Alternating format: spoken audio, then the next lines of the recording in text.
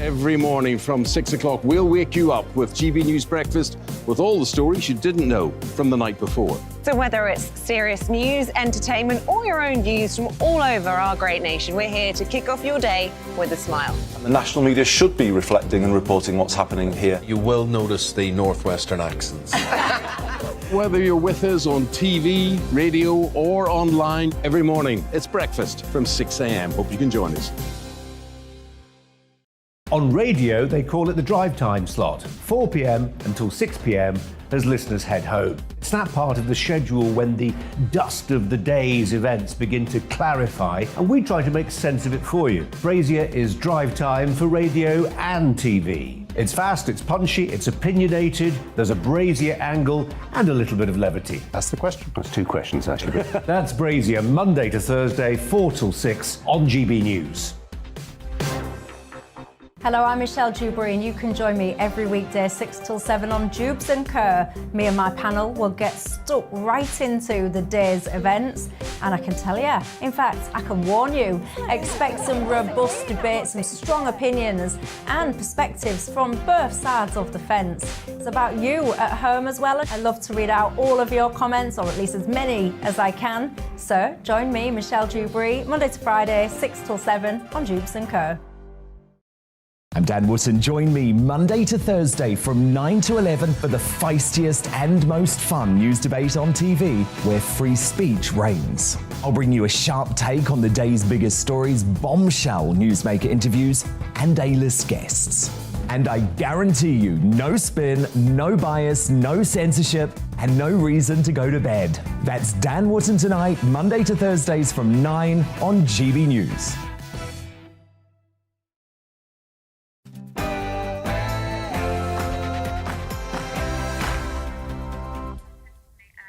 Well, after a battle with their agents and a big bump in their pay packet, I'm delighted to say we've secured the services of Diane Spencer and the rather theatrical Steve N. Allen, both a work of art, I think you'll agree.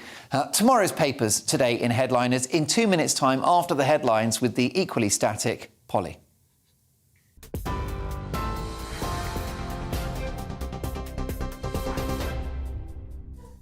Mark, thank you. The top story tonight. Finland and Sweden are on course to join NATO. Finland has confirmed it plans to apply for membership, and Sweden's ruling Democratic Party says it wants to follow suit. Prime Minister Magdalena Andersson says Sweden would be left in a vulnerable position if it were the only country in the Baltic region that wasn't a member. As a member of NATO, Sweden will not only achieve more security, but also contribute to more security. Within NATO, Sweden will be a security provider. And NATO's Secretary-General is confident an agreement can be reached to allay Turkey's concerns about Finland and Sweden joining the alliance. Jens Stoltenberg also called for more military support for Ukraine, saying he believes the country can win the war against Russia. Russia's war in Ukraine is not going as Moscow had planned. They failed to take Kiev. They are pulling back from around Kharkiv. Here the Prime Minister says there'll be a necessity to act if the UK and the EU fail to reach a compromise over the Northern Ireland Protocol. Boris Johnson also warned the government will set out the next steps in the coming days if the EU's position doesn't change. He's due to travel to Belfast tomorrow for emergency talks in a bid to restore power sharing. In the United States, a teenage mass shooting suspect is on suicide watch, with authorities describing the attack as a racist hate crime. 18-year-old Peyton Gendron is accused of killing 10 people in a predominantly black neighbourhood in Buffalo in the state of New York. Speaking at a ceremony to honour fallen police officers, President Biden condemned the act. We're still gathering the facts, but already the Justice Department has stated publicly that is investigating the matter as a hate crime, racially motivated act of white supremacy and violent extremism.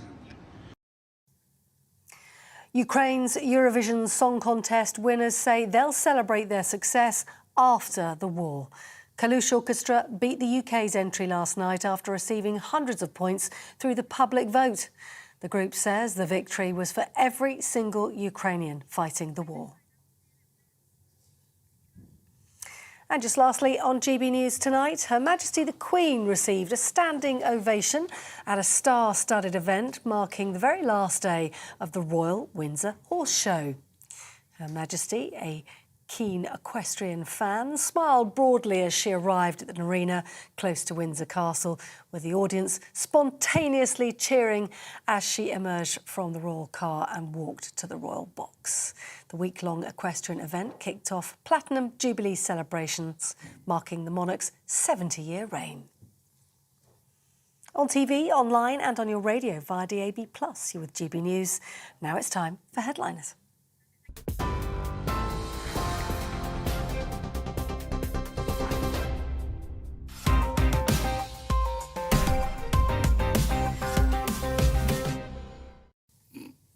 Welcome to Headliners, a first look at tomorrow's newspapers with me, Mark Dolan, and tonight in the company of the unassailable Diane Spencer and the unsellable Steve N. Allen. Great to see you both, and I notice we're rocking the hashtag double tweed. Yeah. I mean, I actually picked this up in a charity shop. I love it. I did wonder. I looked at that and thought a dead person used to wear that. And I am hoping I do it justice to the ghost who used to wear it before me. Definitely. You're both going to get quite hot in the next hour, not just the stories, but the knitted wool that you're both enshrouded in. That's why I'm in shorts on the lower half, flip-flops. Very short shorts, I noticed. That's entertainment for me, let me tell you. Well, look, lots of stories to get through, and let's take a look at tomorrow's front pages before we do that.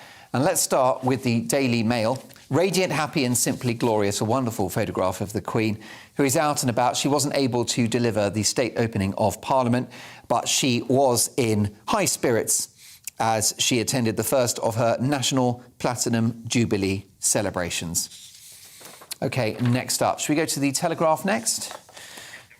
The PM attacks Brussels over the cost of living crisis. Johnson set to scrap parts of the Northern Ireland Protocol that hamper state aid. NHS bureaucracy soars in the wake of the pandemic, according to the Telegraph. And Sweden's bid to join NATO shows aggression doesn't pay. The Guardian next. Police chiefs accuse Home Secretary of power grab. Leaders say draft plan would prevent them from speaking out. Police leaders have accused Priti Patel of a power grab that would allow her to intervene in local law enforcement matters and silence chiefs who want to speak out on issues deemed politically sensitive. Chelsea clinched double in another extra-time final. Chelsea's women yesterday went one better than the men's team, winning the FA Cup final in extra time, beating Man City 3-2. And the Prime Minister to back a bill to scrap Irish Sea trade checks. It seems like the Northern Ireland Protocol is on borrowed time. The Financial Times next. Sweden and Finland to herald new era with NATO applications. And also back to the office message fails to sink in as employees stick to home working. The Times next. You are not the thought police, top officers told. New watchdog calls for a focus on cutting crime. We'll discuss that story with my brilliant panellists tonight. And third of Russian invaders destroyed. More problems in Putin's military assault of Ukraine. The Daily Express next. Russia loses a third of troops. That story there in the Express as well. Strictly Unfair, Countdown stars fix blast at the BBC. It's one of the former stars of Strictly Come Dancing, one of the presenters of Countdown, Rachel Thingamy-Bob. She says that... forgive me, that sounds really rude. I've just forgotten her name, but she is called Rachel. Rachel Riley, my producer. Martin knows all about her. He seems obsessed, I'll be honest. Rachel Riley says that Strictly is a fix. Also, Boris warns the EU, we will act if you don't change. Boris Johnson vows he will rip up the Brexit deal within days unless the EU chiefs agree to sensible changes in the row over customs check. And stars come out to say thank you, ma'am, to the Queen. Last but not least, the Daily Star. Pep's spot of bother. This is a 2-2 draw between West Ham and Man City, which puts pressure on Man City, who are hoping to clinch the title. Meanwhile, thunder and lightning, very, very frightening. Flashbang wallop. Storm warning but 28-degree Spanish plume is on the way. Floody hell. The sizzle has fizzled. And it's basically going to be, I think, rainy but very sunny. Sounds like a classic British summer. And those are your front pages.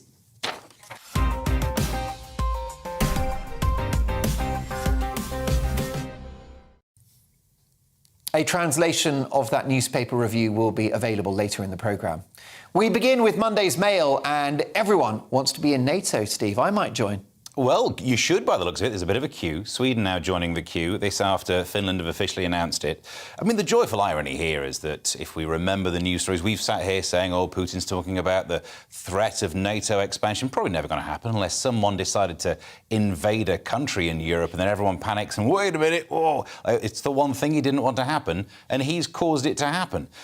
So many Swedish politicians said that their support was conditional on Finland joining. There's also talk of them removing any transition phase. So this could be quick. Within weeks, you could see these countries join into that cover of an attack on one is an attack on all, which also means if we were attacked, Sweden would then be able to send us some weapons. We'd have to put them together ourselves. Obviously, but they'd be quite cheap, wouldn't it? Yeah, that's what you get a tank for about £11.50. But have a strange name. But the thing that I think there is a plot twist coming down the path here. I'd never like to presume I'm cleverer than anyone, but I'm looking at Putin thinking, surely he's made some mistakes. This seems silly. And then if at the end of it we find out that Putin was working for NATO all along, like Mr. Slugworth and Willy Wonka, I'm putting my money on that now. Yeah, or the dodgy caretaker in Scooby-Doo. Yeah. If it wasn't for those pesky Russians. If it wasn't for those Ukrainians, I'd have got away with it.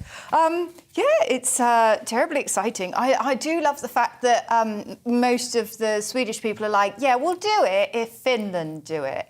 Because they blatantly just want to sort of stand behind Finland in case Putin gets bomby. Yeah, that's a bomby, exactly. You go first, I'll be right behind you. Yeah, you guys signed the thing first. I mean, they're going to speed them through. I assume they've got some kind of members... I think it's called a members' action plan, you know, where they sort of start to take their steps towards full NATO membership. Well, I think all Sweden are going to have to do is a scan of their passport and their direct debit or something. Yeah. One utility bill. Yeah, exactly. The council tax will be fine. Yeah, logbook, we'll take that. They've got to submit 10 tokens and a coupon. Somebody's going to have to update their Wikipedia page, so that's going to be exciting. When that happens, we know it's official. Oh, there was something else. It's something about the Putin has... Oh, yeah. So the guy said to him, he said, Putin, you were worried about this, but you caused this. And he said, look in the mirror. This is what the Finnish people said to Putin. And I thought, Putin can't do that. He's got no mirrors in his house because he has no reflection. I can't argue with that one. He definitely cuts a Dracula-like figure. I tend to agree with you there. You don't hear him coming into a room either, do you? No, and the only thing he's got is an oil painting of himself in an attic somewhere. Yeah. And it's just... Slowly getting less evil. Yeah. That's right. The only way to sort of trick him out of the darkness is to suddenly, have a big desk. He sees a big desk. It's like, he can't resist. He loves a big desk. Oh, yeah, he's addicted to the things. He loves it. Big desk, big ego. Well, I mean, it's exciting for NATO because it means we're going to get the Finnish and Swedish army to join us, which is great. So that's going to be at least, 6 fellas? I think there's going to be at least 6 fellas from Sweden. They'll be about 6'4", won't they? Blue eyes, rich, thick, golden hair. And Valkyries. Oh, do you think they'll come with chariots? Those are the women that wear saucepans. Now you're talking. I mean, where do I sign? Moving swiftly on, Monday's Mirror, and we move to a tragic set of events in Buffalo, Diane. This is just awful. Yes, so there has been a shooting, and the white supremacist who shot dead 10 people also called for Sadiq Khan's death. Like all egotistical idiots, this person wrote a 180-page manifesto before he went on his racist rampage. I mean, the Conservative manifesto is barely 60 pages long, so why on earth he needed to do 180 pages? I think Clyde Cymru's is longer than that, to be honest with you. Is it? Which basically says let's leave the United Kingdom. But yeah, it's a shocker, and it's another headache for America in relation to gun crime, isn't it? Oh, definitely. I mean, what was quite alarming was that when he was shot, so initially there was like an officer who shot back at him, but he had been able to buy incredibly resistant armour. And so the gunfire from the guard didn't get through, and then he was able to kill the guard. So it's not only kind of... it's interesting because it's not just a question on, what guns you can buy, but also what protection you can buy from the guns is all available. I mean... In this list, in this manifesto, he called for several people to be killed. He grouped 3 of them together that you would never expect to be grouped together. He put together Sadiq Khan, billionaire George Soros, and Turkish leader Erdogan. So he put them together as 3 targets, which is a very bizarre little trio. I'm not seeing the connection. It's almost like he doesn't make sense. Yeah. The guy's incoherent. Yeah. Yeah. Well, I've got to say, he lost me with white supremacist. Yeah, I was. Up till that point, I was open-minded. And then it's like, nah, thanks, but no thanks. Yeah. The issue for Americans, I mean, obviously it's very worth investigating the awful hatred around this attack, the horrible, nasty racism.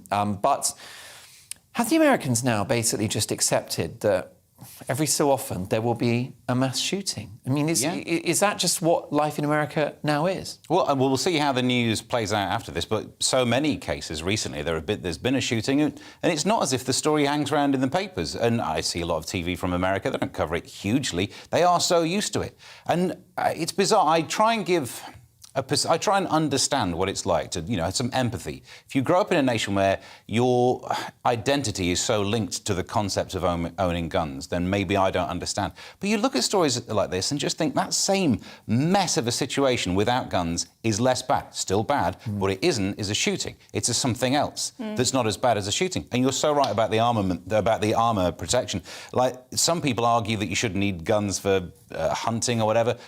Unless the deer are tooled up too, why do you need to be bulletproof unless you're going to do something wrong? Yeah. But maybe I'm right. I'm trying to have that empathy. I asked that question knowing there might be an answer, but sweet mercy, I can't see it. No, definitely not. Very, very sad story. Well, let's move on now to Monday's Telegraph. And some ministers aren't happy with the Bank of England, Steve.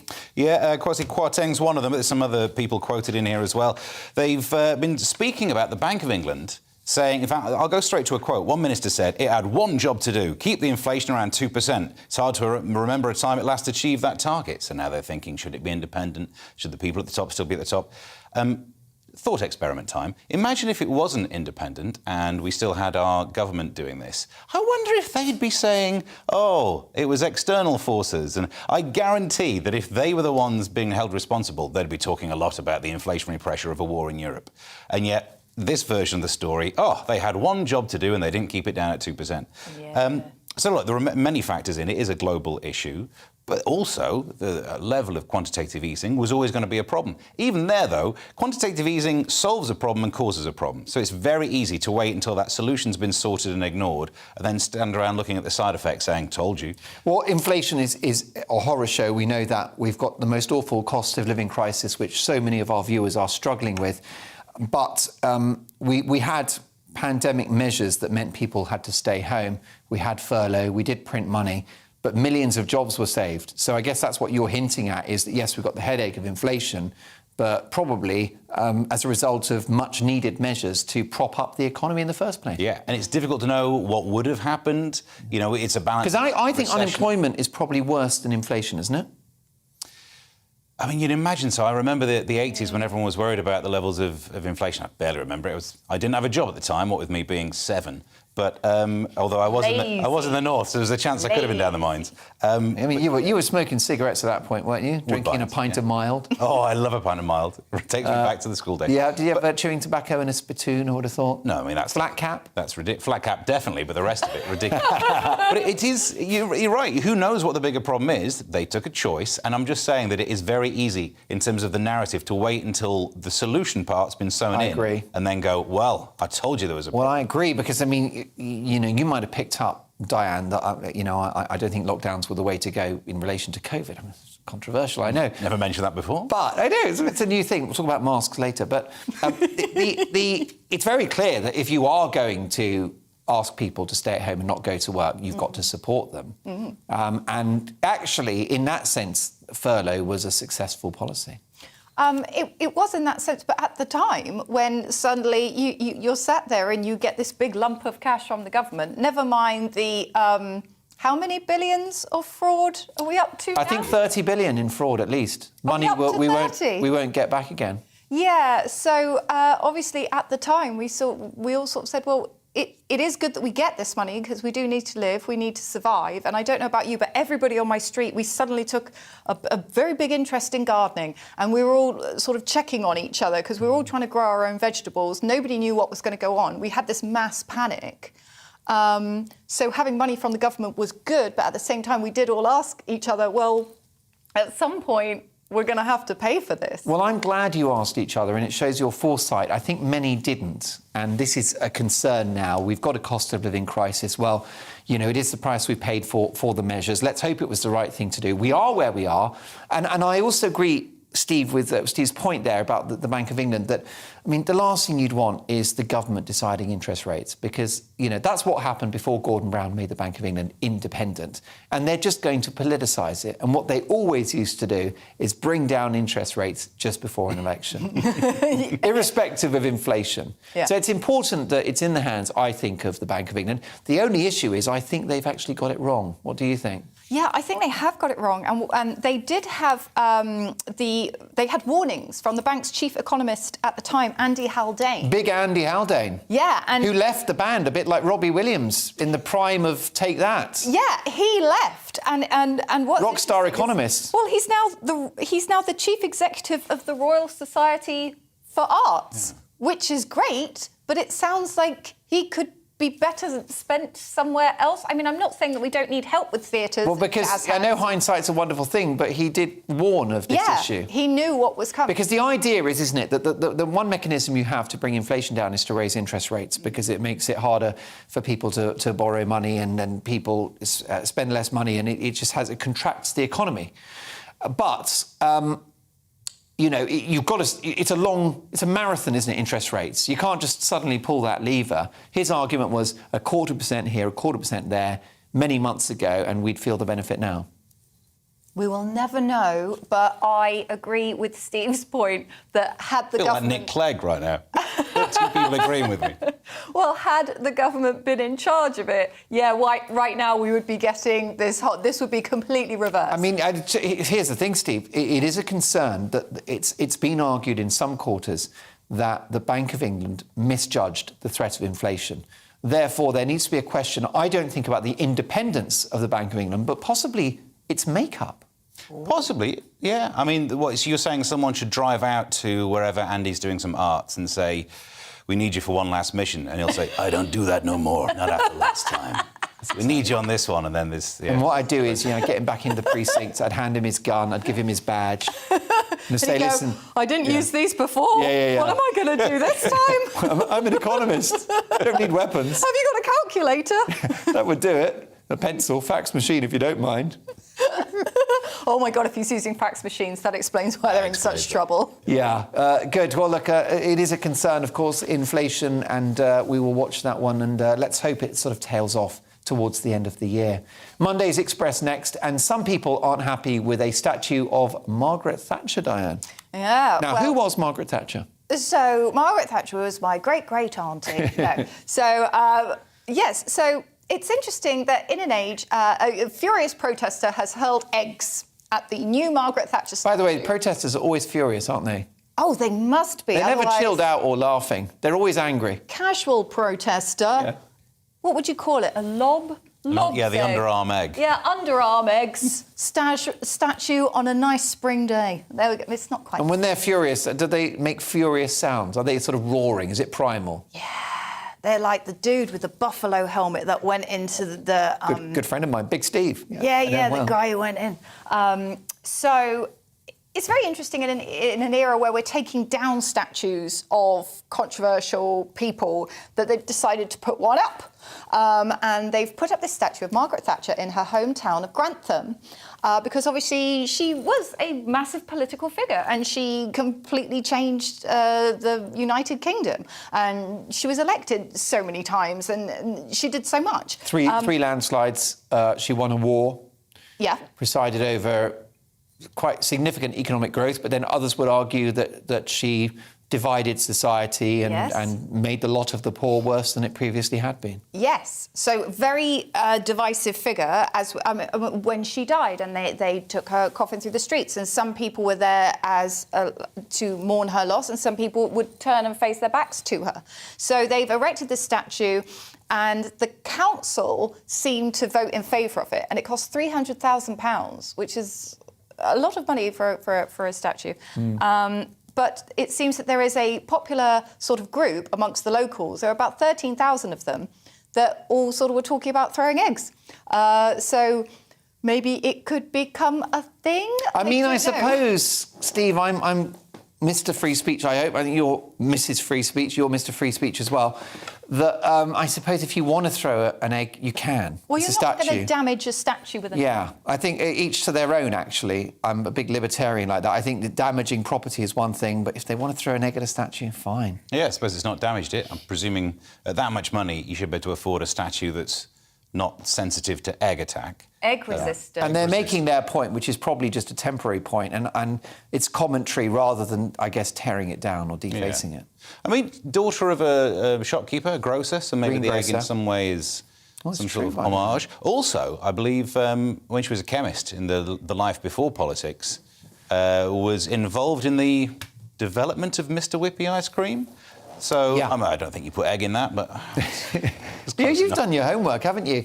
You know, we will, I guess, be talking about Margaret Thatcher's legacy till kingdom come. But I think it's hard to escape the fact that Britain was in such a bad state when she came to power in 1979. We had famously the Winter of Discontent in 78.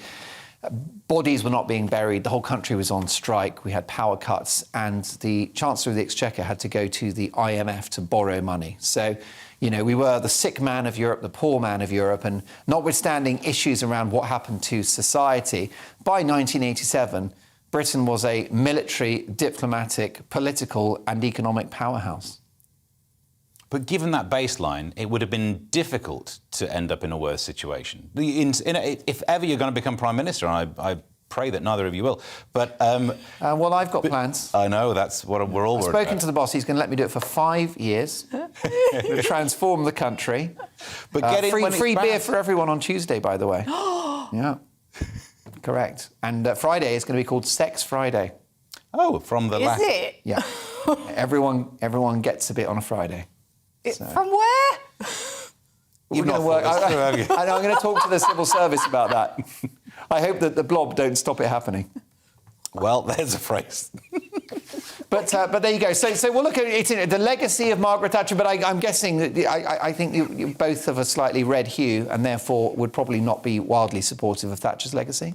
Well, I'm from Mansfield, you know, coal mines. My next-door neighbour worked down the coal mines. Other than my dad, everyone before them, from a long line of coal miners. Dad worked in a factory. So it was kind of bred into me, this idea of it was damaging to the local area. What happened to the local society? I mean, do you think she deserves a statue, Diane? I actually do, even though I don't agree with everything she did. Yeah, I do think she deserves a statue because of who she was. She's a very, very significant... She's the first female Prime Minister of Great Britain, for goodness sake. That alone, come on. Do you want to be Prime Minister? Not really. Do you want to do power sharing or something? I wouldn't mind. I would genuinely be a minister of something. Yeah. I think I could do that. I think Prime Minister's a bit... Well, I'll get you to be my Minister of Beer for Beer Friday, or is it Sex Thank God I'm not Wednesday? In charge of Sex Friday. I might bring Boris back for that one. Lots more to get through. You might have noticed some of this isn't scripted. We've got lots and lots of big stories. In fact, we're going to up the pace now because you wouldn't believe what we've got that lies ahead. Britain's potentially first professional gay footballer, robot surgeons, and we'll ask whether there is a distinction between the thought police and the actual police.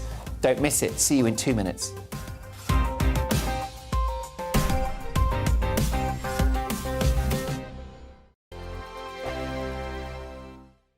Every morning from 6 o'clock, we'll wake you up with GB News Breakfast with all the stories you didn't know from the night before. So whether it's serious news, entertainment, or your own views from all over our great nation, we're here to kick off your day with a smile. And the national media should be reflecting and reporting what's happening here. You will notice the northwestern accents. Whether you're with us on TV, radio, or online every morning, it's breakfast from 6 a.m. Hope you can join us. On radio, they call it the drive time slot, 4 p.m. until 6 p.m. as listeners head home. It's that part of the schedule when the dust of the day's events begin to clarify, and we try to make sense of it for you. Brazier is drive time for radio and TV. It's fast, it's punchy, it's opinionated, there's a Brazier angle, and a little bit of levity. That's the question. That's two questions, actually. That's Brazier, Monday to Thursday, 4 till 6 on GB News. Hello, I'm Michelle Dewberry, and you can join me every weekday 6 till 7 on Jubes and Kerr. Me and my panel will get stuck right into the day's events, and I can tell you, in fact, I can warn you, expect some robust debates, some strong opinions and perspectives from both sides of the fence. It's about you at home as well. I love to read out all of your comments, or at least as many as I can. So join me, Michelle Dewberry, Monday to Friday, 6 till 7 on Jubes and Kerr. I'm Dan Wootton. Join me Monday to Thursday from 9 to 11 for the feistiest and most fun news debate on TV, where free speech reigns. I'll bring you a sharp take on the day's biggest stories, bombshell newsmaker interviews, and A-list guests. And I guarantee you, no spin, no bias, no censorship, and no reason to go to bed. That's Dan Wootton tonight, Monday to Thursdays from 9 on GB News.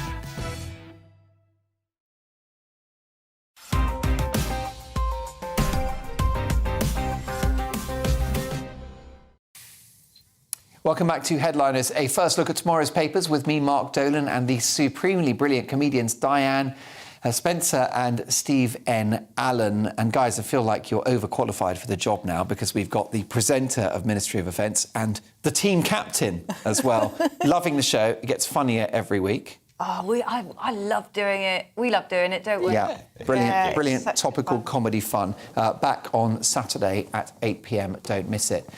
Monday Sun, and we're about to get the first professional footballer who is gay, Diane. Yes, so a brave teen footballer at a championship club is going to come out as gay next week. Now, what I love about this is normally you have a coming out party. This is a PR'd coming out presentation, which is going to be done sort of on an interview, it's saying, like a programme. And Will he demonstrate that he's gay? Will there be I guess it depends a on what performance? programme it is. I mean, I assume that, like, it's going to be a bit weird, because if it's like one of those morning programmes, it'll be like, oh, and now we're going to discuss what's better, a muffin or a crumpet, and a young man's going to tell us who he fancies after the break. Like, it's a bit weird that they're going to announce this. But in my opinion, one, this is great because it just breaks the stigma. So anybody who still sort of has these homophobic thoughts of, oh, I can't play football with a gay guy because, you know, he's going to jump on me and the rest of it, that's a load of rubbish. And what's really nice is that already his teammates have said, no, we're in full support of him. We're not interested in who he's dating. We're interested in how he plays and how he trains, which is exactly as it should be. So that's wonderful. But also, there is definitely a golden opportunity for sponsorship here to be the first openly gay footballer. So get your sponsorship deals ready, work out who it is, start checking some stuff out on Twitter. The pink pound is worth a lot of money, my friend. Well, that's right. Football has tried to do something about the evil of racism in the game with Kick It Out. They've taken the knee at the start of every Premier League game and in the World Cup, Steve. And yet no progress, seemingly, on the characterisation of gay people in the game. Yeah, because statistically, this can't be the actual first time. If you just think about like a normal distribution of people, there's approximately 10%, is it? So 10% of your footballers are being silent about it because of the pressure they feel because of that. No, I can't think of any other industry where that's the case. Do you know what? I was back there thinking, and I came up with one, but no, you're right. Other than football, where's the other one where there's... Oil rigs? Cricket. No, come on, cricket. You're kidding. Rugby. No, it wasn't other sports. I was just thinking there are only certain areas that are that toxic to you. Musical theatre, there's not many gay men in that, are quite there? a lot of repression in there. Accounting. I do think, like, you're right, this is how it should be. It's also how it should have been for decades. I mean, like, we can't do too much feeling happy about this because it should have been sorted years ago. Yeah. Although I do think it is incredibly interesting that an interview is going to reveal an identity. Because all I can think, what mechanism, I guess the only way I can imagine it is like how they used to do through the keyhole. That you'll just see them in silhouette first, and then they'll reveal who it is. Yeah. Big Ron Atkinson, former Manchester United manager, players would come to his office and they say, Gaffer, why won't you put me in the first team? And he'd say, well, you know, because they'd say, look, I can do this, I can do that. And he'd say, don't tell me, show me. So it'd be an interesting conversation if they go to Gaffer, I'm gay. Don't tell me, show me. That'd be an interesting conversation, wouldn't it? You're so keen for a demo. I need it. I need evidence. Moving on to Monday's Telegraph, and science is now arming robots with scalpels. What could possibly go wrong, Steve? The uprising, you're right. Now, this makes so much sense. Robotic surgery is bound to be better than human surgery. They've done some studies, and it looks like patients in the study, it was bladder surgery they had, they recovered 2 days faster if you had the robot do it rather than someone getting stuck in there with their hands, which makes a lot of sense. Machines are precise. Like, I can sit around watching YouTube videos of those big machines making biscuits all day. They make so many so quickly. How do they do it? So it's because the cuts are smaller, the precision's there. You don't have to get the hand stuck in. And what they did, it reduced readmission as well. In the study, scientists at University College London and University of Sheffield, it was 338 bladder cancer patients had the bladder taken out and it was replaced by some bowel. So I guess they had surgeons and maybe people who are good at balloon animals doing it, and they managed to all be beaten by how good the robots were. Because it makes sense. In the future, every surgery will be done by robots, other than maybe in like some artisanal surgery in Hackney. Yes. Go on about it's Old hand school. performed. Yeah, that's it. And you just have some bourbon as an anaesthetic. Well, we've got your leeches here, sir. Thanks. It's just more authentic. I think, Diane, it takes the fun out of surgery. Yeah. Yeah. Yeah, I can see that, because they're saying that the open surgery is the gold standard, and they're saying that shifts that now because, you know, getting on your rubber gloves, you got your cup of tea there, you go, right, put on Magic FM, I want a bit of chill-out music That's for exactly this. right. Yeah, it's like, I've always thought if I was a surgeon, it's the all creatures and great, was it all creatures great and small? You know, it's you've got your hands up there and, you know, rubbing around. That feels like a kidney to me. What's that? You got that sort of, here, Nigel, stick your hand in there. Have a go, what do you reckon that is? Yeah, they have... Yeah, you missed that. Pull it out. You missed it. Whoops, that's his liver. Oh, well. You win some, you lose some. Do you end up with, like, lots of surgeons, kind of, you know, like the people who are learning to fly drones in the military? Do you have, like, a lot of surgeons? Because this is going to be expensive, because not everybody's going to have the robotic arms, not everybody's going to have the robotic kind of thing. Do you have lots of surgeons using, like, game controllers, learning how to control all the robots? Maybe that's how we'll recruit surgeons. Like, if you're good at gaming, they'll go, like, you're not medically trained, but the way you controlled that, if you've got the little gamepad. Do you think these robot surgeons would explain Simon Cowell? They built him? Is that what you mean? He's a very talented man, but he has android qualities, doesn't he? Well, it would Especially in the explain last why couple we of can't years. see the scars. Too right. Before we get sued, let's move on. Monday's Guardian and this Pegasus spyware software, Steve. What is it and what ramifications is it having? It's malware that can get on your phone. It can know everything about your phone. It gets all the data from it, can use the camera, use the microphone. They can even tell what you've been up to in incognito mode. Not cricket, low blow, guys, come on. But the use of it in Spain has caused some trouble over there, because last month some researchers found that 65 individuals connected with Catalan independence had been effectively hacked. Then it turns out, a fortnight later, the Spanish government announced that the Prime Minister, the Defence Minister, they'd been hacked as well. And it feels like what they then did was a bit of scapegoating. They got rid of the spy chief. And it feels like, was it Spy Chief's fault? Just because the ministers can't stop looking at dodgy websites or whatever, like, oh, hot tractors near you, or maybe that's us who do that. But so now, it's according to the makers, this Israeli NSO group, the spyware sold only to governments to help them track criminals and terrorists. What's that? Someone who bought some software didn't necessarily tell the truth about it? Because the solution is stop using smartphones. Good luck with that. Good luck People with that, get their indeed. withdrawals. Oh, I'm completely spooked out about it. Well, look, I'm going to throw my phone in the river on my way home. Monday's Times next, and I would imagine Orwell's family wishes are something you can copyright, especially certain phrases, Steve. This about the fact that the police are not the thought police. Yeah. There's a new Inspector of Constabulary, Andy Cook, says that forces need to concentrate on real crime. I don't think we'll find that many people that disagree with it. I think the newspapers tell us as if somehow the people you don't like are out there saying that we shouldn't be investigating real crimes. No one likes being robbed. I mean, other than robbers, everyone's in favour of robbing not happening, I imagine. But it's true. Maybe the police should be deployed to do more of the traditional crimes until they are solving all of the traditional crimes. Then fill your boots. So Andy Cook said that chief constables need to avoid politics with a small p. And, I also want to say you should avoid it with a big P in case you start a sentence with it. But he said they're not the thought police. They must focus on driving down crime. Do you remember, it was years ago now, but there was I think it was Nottinghamshire, threatened to only investigate home burglaries if it was an even number rather than an odd number. It was just to get in the news to point out how understaffed they were. But it was great for me because it meant I could go around and nick everything from next door. And he couldn't do anything about it. He tries to nick it back, I'll call the cops. And on that rather explosive note, the dark criminal underworld that is Steve N. Allen. Lots more stories to get through. Is Strictly a fix? Rachel Riley seems to think so. We'll also be discussing the UK's strange and antiquated laws and Julius Caesar's favourite herb. See you shortly.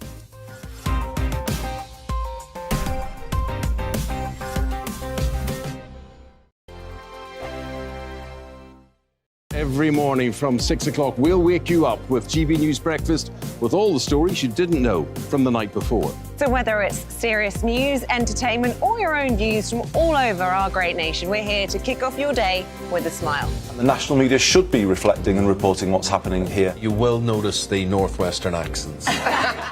Whether you're with us on TV, radio, or online, every morning, it's breakfast from 6 a.m. Hope you can join us.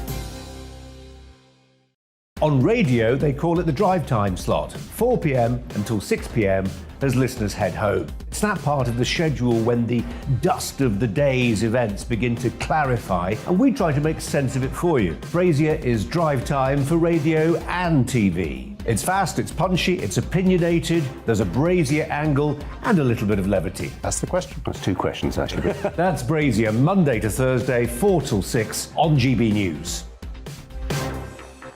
Hello, I'm Michelle Dewberry, and you can join me every weekday 6 till 7 on Jubes and Kerr. Me and my panel will get stuck right into the day's events, and I can tell you, in fact, I can warn you, expect some robust debates, some strong opinions and perspectives from both sides of the fence. It's about you at home as well. I love to read out all of your comments, or at least as many as I can. So join me, Michelle Dewberry, Monday to Friday, 6 till 7 on Jubes and Kerr. I'm Dan Wootton. Join me Monday to Thursday from 9 to 11 for the feistiest and most fun news debate on TV, where free speech reigns. I'll bring you a sharp take on the day's biggest stories, bombshell newsmaker interviews, and A-list guests. And I guarantee you, no spin, no bias, no censorship, and no reason to go to bed. That's Dan Wootton tonight, Monday to Thursdays from 9 on GB News.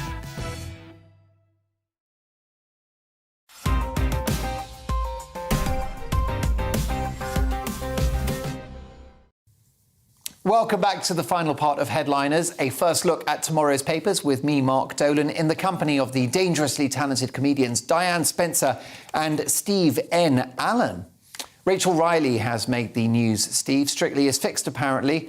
Next, you'll be telling me the wrestling isn't real. Do you know, when I saw this story, I was scanning through to see what we were talking about, and my brain thought she was saying Countdown was fixed, and I had an issue. I was like, no, don't say it's sewing. How could that be? Thankfully, she's saying that Strictly's fixed, and I was like, oh, well, I don't care. Because what's that, an entertainment show where you have to be a celeb to go on it and it's just pointless entertainment? Yeah, go fix it. I don't care if you fix it. I mean, it's not as if someone's going to be swindled out of the prize money. Come on, you're all celebs. I think more importantly, in the interview, she said that she thinks they should focus on having, they like the story of the underdog rather than people who are too trained. And I totally agree. Yeah. Sometimes you watch it and it's someone who's been in a girl group all their life. They've spent 25 years being trained in choreography and they're good at dancing. So if this makes sense, then the next step is the dancers on it who get famous should go back on it as the celebs then, like the one who snogged Sean Walsh. Everyone knows, you've reached that level, and then it's just going to be dancers dancing with dancing. We'll call it dancing, and then off you go. Good luck to you. Yeah, I mean, it's a reminder that most telly's not real, is it? If you've ever been involved in any of those entertainment shows, so much of it's scripted. Yeah. You've got, shows like The Apprentice, when the guests say these outrageous things like, I've reinvented the wheel, and all these arrogant remarks they make. It's all been fed to them by producers. I wonder if Strictly's the same. Oh, I would say it probably is. I mean, what's interesting is she has been blown out of context in that she did say... She's been blown out of context? Yeah, I think I know. Sounds like gossip. She said, I think they know from the start who they want to win. And some people have, just omitted the she thinks bit. Yeah. So, that's a little unfair. But, yeah, it's the whole point of producing a show. They have a look at their contestants and they go, right, who are we going to paint as the baddie? Who are we going to paint as the one who's, gossiping about all the others? And they need to actually build a story arc because you want to have a story within just this competition. It's not interesting enough to have a competition. You need to sort of hook people in on the personalities. And that's why it all comes down to the edit. And it's what then the producers want to include to make you look one way or another. And I have heard stories from comedians that I know who have appeared on reality programs where the producers have given them sort of deliberately very, very toxic questions and say, yeah, but tell us about this. I mean, surely she's annoying you because she's doing this, that and the other. And then that person's gone, well, blah, blah is annoying me because blah, blah, blah, blah, blah, blah, blah. And then they've sort of montaged it all together to make it look like these two people are deathly rivals, So, Yeah, that's what they asked me about you before we came on. I think it's going to be a YouTube clip. Just my talking head. Do you not do the talking head about what you think of the other guest? Oh. Well, who knew Strictly isn't real? I think we can agree the headline is just probably a bit too real. Daily Star now, and the housing market is in turmoil. Prices and rents are skyrocketing. People are struggling to find suitable places to live. This is the last thing people need, Diane. Yes. Housing crisis, eh? Really is. I mean, I thought we were going to talk about a doll trapped in a house. Yeah. This relates to the doll story. I like to introduce the item in a way that confuses my guests. I speak to the team. How can I give them a bum steer about what the next story is? So this appears. There's a civil war in Iran. Diane, over to you. What? Is it a film? Is it how many syllables? So a teacher was doing some renovations in their house in Liverpool, and they discovered a creepy doll hidden in the floorboards, and this creepy doll had a note. And you've got to bear in mind that this is a ghost, I assume has written this, a cursed doll. I mean, look how cursed she is there with her ginger hair. God, it's stereotyping. And they wrote this letter about, Dear reader, thank you for freeing me. My name is Emily. My original owners lived in this house in 1961. Can I ask why all ghosts are Scousers, by the way? Because this is in Liverpool. It is in Liverpool? Yeah, so I'm assuming that it's a Liverpudlian ghost. That makes, solid logic so far. Right. I mean, why would it not be? I cut you in your prime. Do ghosts move? Now that's a question. Do dolls have accents? Yeah. Yeah, but I always thought that, once you're in the house and you curse the house, that house is the cursed house. Do you know what I mean? Yeah, it's true. I mean, admittedly, the teacher went, I think this is a load of rubbish. I'm probably not going to move. But what I quite like is that I did a little bit of research, and there've been some interesting things found by different people in their houses. Among them, a giant Monopoly board set, which is crazy. You find that in your floorboards. A bottle of whiskey saying, if you find this, we hope you enjoy the house. Have a drink on us. Isn't that magic? Come on, that's immense. That's great. And in the National Trust, they found mummified rats. What? What? Charming. Well, look, I'd love to hear the rest of that letter, but especially for your performance there. Oh, well, the rest of the letter is quite creepy. Is it? Go on. So settle in. All they did... Oh, my original owners lived in this house in 1961. I didn't like them, so they had to go. All they did was sing and be merry. It was sickening. Stabbing was my choice of death for them. So I hope you have knives. Hope you sleep well. It's like watching an episode of Bread. Just a bit. Was that Wayne Rooney? Oh my God, do you think that? Yeah, that's That what sounds like Colin Wazza to me. Rooney's It was writing also, to yeah, Rebecca Vardy. exactly. I didn't want to say anything, but the children's handwriting gave it away. Monday's Times now, and one about water rates. This can't be as boring as it sounds, Steve. I'm glad you gave me one that had the actual key word in it. Like, I don't know what we're talking about now. We're talking about California, bit of a drought, and that means there's restrictions on how much they can use. They're only meant to water the garden once a week, something like that. And there's a posh area of Agoura Hills in southern California where the people living there have said, no, we're going to keep using some water.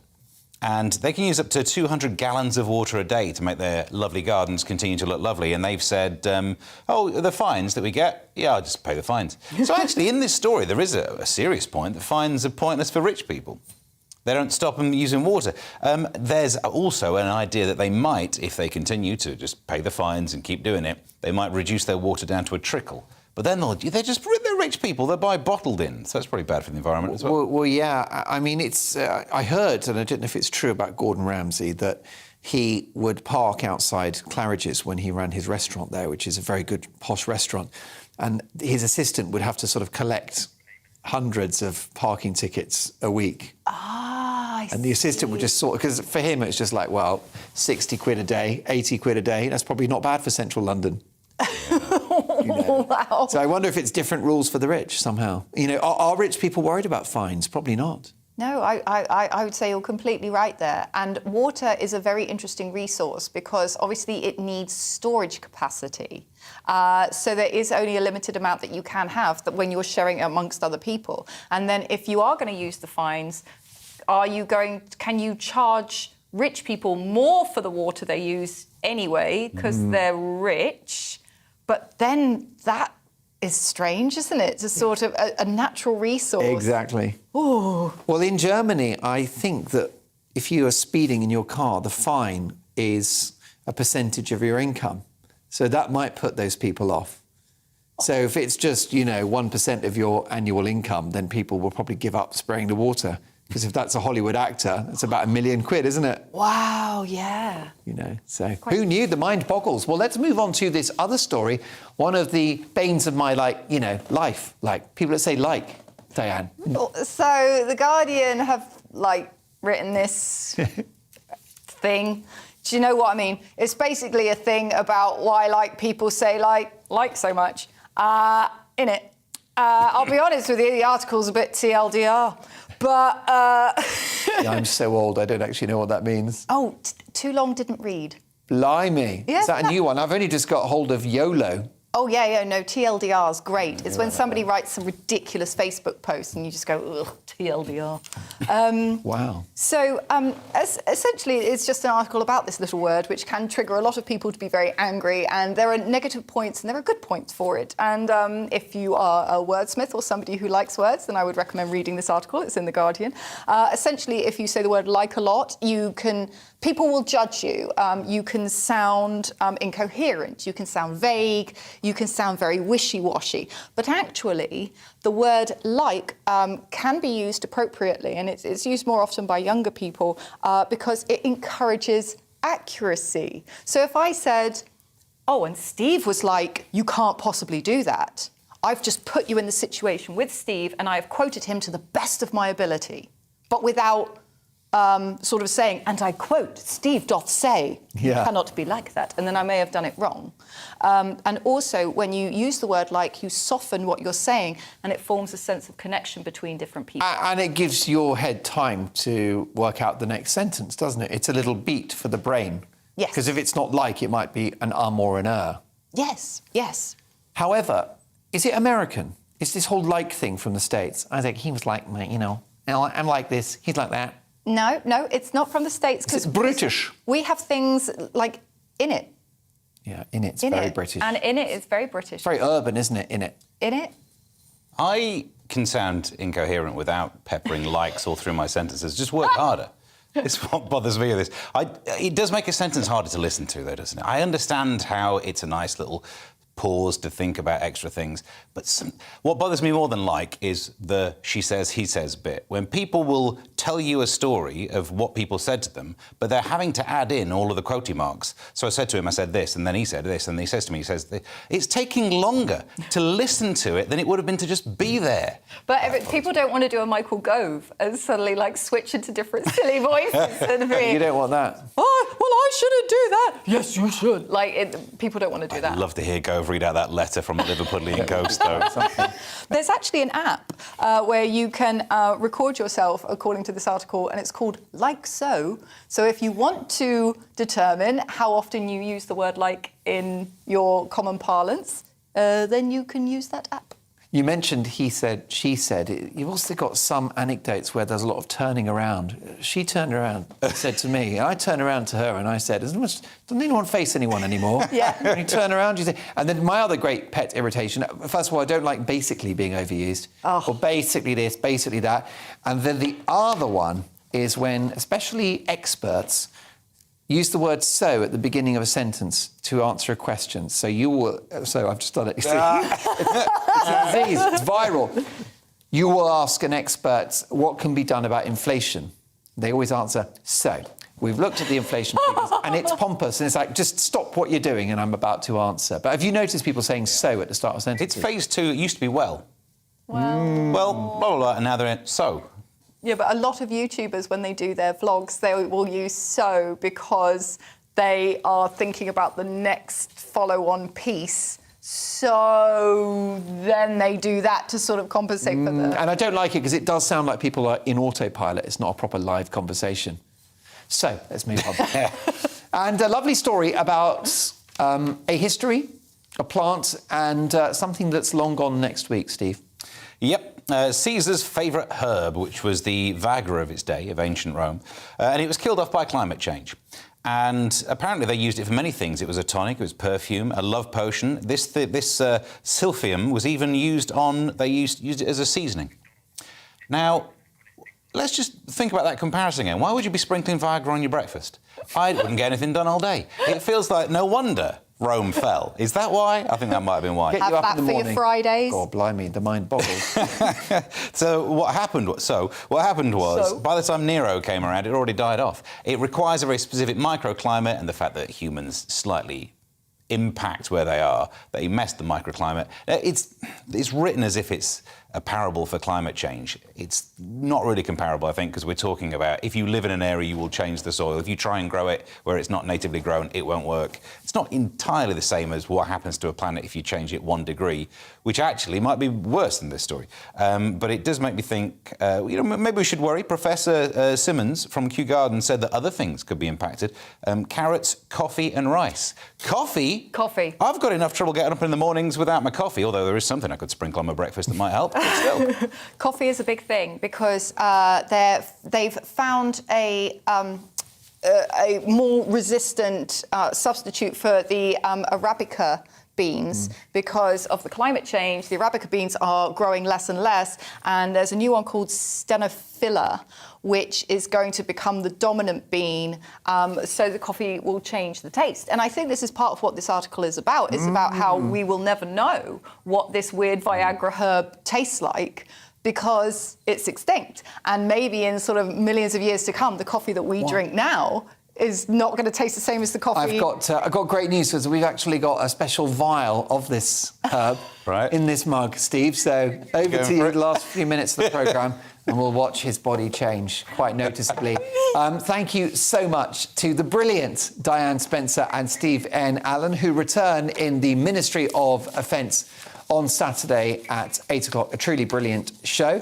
Thanks for your company all weekend. I've loved having you. And do stick around. We've got headliners back tomorrow at 11. Dan Wootton's back in the hot seat tomorrow at 9 as well. And I'll see you on Friday. Take care.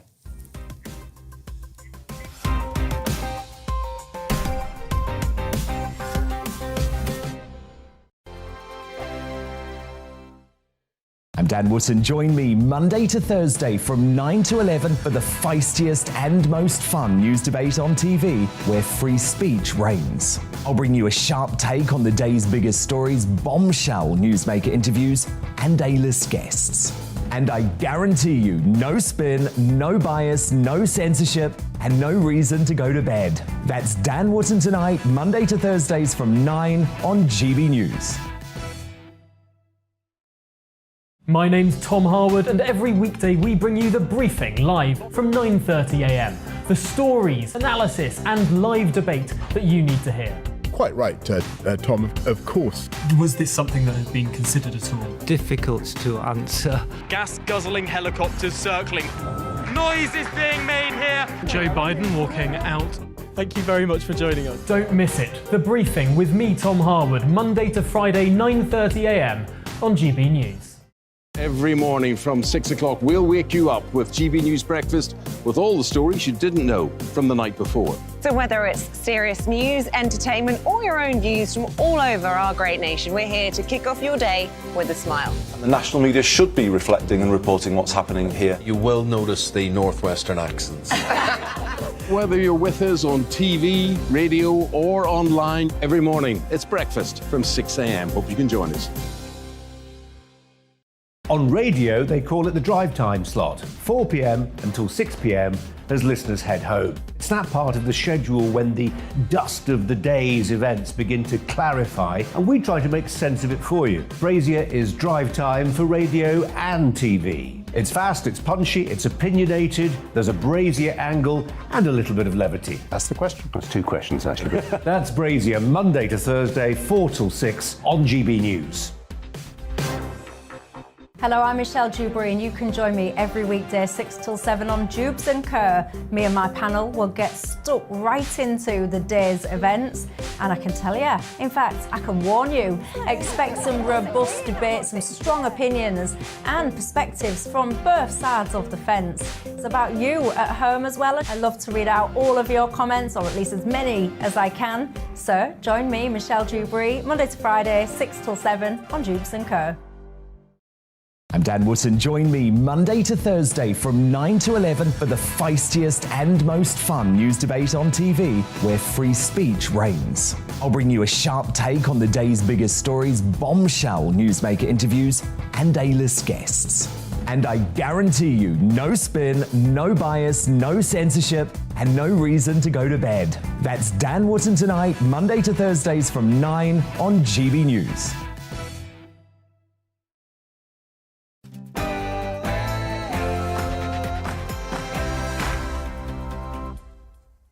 Ukraine win the Eurovision Song Contest, Mozart gets the decolonisation treatment, and Netflix employees are told that if they're offended by certain shows, they can just leave. This is Free Speech Nation.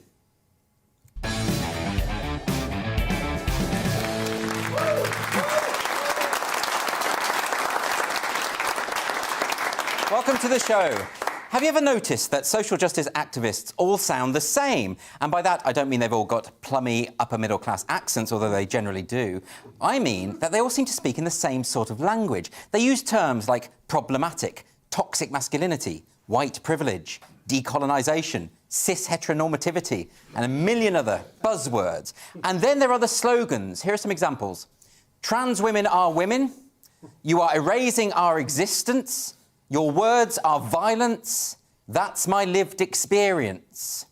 Now, Robert J. Lifton has described these kind of terms as thought-terminating cliches. Those, quote, brief, highly reductive, definitive-sounding phrases that become the start and finish of any ideological analysis. Culture warriors use these cliches to try and put an end to the conversation. The phrases simply don't invite further questions. And when they do, we end up in this weirdly circular discussion. You'll have no doubt seen exchanges like the following on social media. Trans women are women. What is a woman? Anyone who identifies as a woman. But how do I know how to identify as a woman if you can't define woman? The definition of a woman is anyone who identifies as a woman. And this goes round and round and round. All of this brings to mind the 19th century headmaster Andrew Ingram, who coined this interesting phrase: the Gostak distims the doshes. Now, the sentence is syntactically sound. There is a subject, an object, and an identifiable verb. As such, we understand that the doshes are able to be distimmed, and that such distimming is carried out by the Gostak. Or if you want to see this in dialogue form, it looks like this. What is the Gostak? The Gostak is what distims the doshes. What's distimming? Distimming is what the Gostak does to the doshes. OK, but what are the doshes? The doshes are what the Gostak distims. And this is how these ideological discussions often go. They've come up with these impressive-sounding words and concepts that can only really be understood in reference to other nebulous words and concepts. And you can see why this might drive everyone insane. And, of course, that's the whole point. When people are speaking different languages, there can be no possibility of conversation. This